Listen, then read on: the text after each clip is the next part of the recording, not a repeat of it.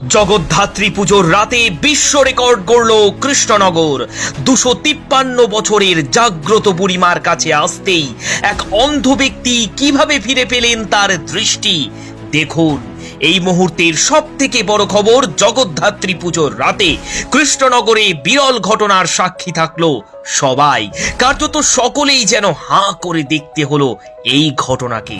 দিন গড়িয়ে রাত আর রাত গড়িয়ে ভোরের আলো ফুটলেও বুড়িমা যেন জাগিয়ে রাখলো সকলকে। যে যার মনস্কামনা জানাতে ছুটে এলেন এই বুড়িমার কাছে, আর মনস্কামনা পূরণ হতেই দিয়ে গেলেন মাকে সোনার গহনা। আর তার থেকেও বড় ঘটনা হলো, বুড়িমার কাছে আসতেই এক অন্ধ ভিড়ে পেলেন তার দৃষ্টিশক্তি। কিন্তু কিভাবে এই অসম্ভব হলো বাস্তবে সম্ভব, দেখুন একবার কৃষ্ণনগরের অলৌকিক বুড়িমার সেই ঘটনা। কৃষ্ণনগরের হৃদয় জুড়ে বুড়িমা। সত্যি এমন দৃশ্য কৃষ্ণনগর ছাড়া আর কোথাও দেখা যায় কিনা তার সন্দেহ রয়েছে, যেখানে গোটা কৃষ্ণনগর এই জগদ্ধাত্রী পুজোর জন্যই জেগে থাকেন রাতের পর রাত। আর নাইবা বললাম বুড়িমার দর্শন, কারণ আমরাও এদিন ঘড়ির কাঁটায় তখন ভোর 4টে পৌঁছেছিলাম বুড়িমার দরবারে। কোটি কোটি টাকা মূল্যের সোনার গহনায় বুড়িমাকে দেখা গেল রাজরানী রূপে। হ্যাঁ, সত্যি তিনি রাজরানী, নইলে এমন মাহাত্ম্য কজনেরই বা থাকে। কথিত আছে, বুড়িমার কাছে যে যা মনস্কামনা করেন বুড়িমা তা বছর ঘুরতে না ঘুরতেই পূরণ করে দেন।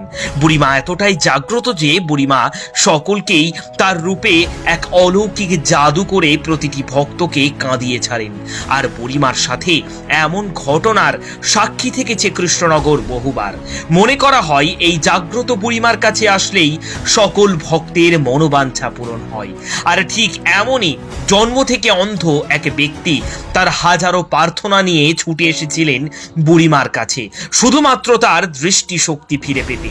কিন্তু যেখানে ডাক্তার পারেনি তার দৃষ্টিশক্তি ফেরাতে, সেখানে এই বুড়িমা কিভাবে সম্ভব? হ্যাঁ, বুড়িমার কাছে এলে সবকিছুই সম্ভব। বুড়িমার কাছে এসে প্রার্থনা করেছিলেন যদি সে তার দৃষ্টিশক্তি ফিরে পায় তাহলে দণ্ডি কেটে তার পুজো দিয়ে মনস্কামনা পূরণ করবেন। আর এই বলে তিনি চলে গিয়েছিলেন বাড়িতে। কিন্তু অবিশ্বাস্যভাবে বছর ঘুরতে না ঘুরতেই তার দৃষ্টি তিনি ফিরে পান। আর জগদ্ধাত্রী পুজোর সময় পুরোপুরিভাবে তিনি হয়ে যান একজন জন্মান্ধ থেকে সাধারণ মানুষ। পরবর্তীতে তিনি আসেন বুড়িমার কাছে পুজো দিতে। চোখের জলে ভেসে যায় বুড়িমা প্রাঙ্গণ। সকলকে খুলে বলেন বুড়িমার এই মাহাত্ম্যের কথা। দিকে দিকে ছড়িয়ে পড়ে জাগ্রত এই বুড়িমার নাম। আর এই সব কারণে এই বুড়িমার আজ এত সোনার গহনা। মনে করা হয় বুড়িমা সাজতে ভালোবাসেন, তাই তো গোটা কৃষ্ণনগরবাসী তাকে ভালোবেসে ডাকেন রাজরানী নামে। আর ভক্তের মনোবাঞ্ছা পূরণ হলেই সোনার গহনা দিয়ে পুজো দেন বুড়িমাকে। সেই থেকে বুড়িমার আজ এত সোনার গহনা, যা কৃষ্ণনগর ছাড়া আর কোথাও নেই। তবে আপনিও আজ বুড়িমার দর্শন করে নিজের জীবনকে সার্থক করে তুলুন।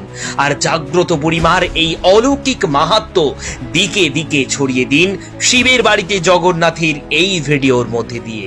ভুলেও অবহেলা নয়, একবার শুধু বলে যাও জয় বুড়িমা।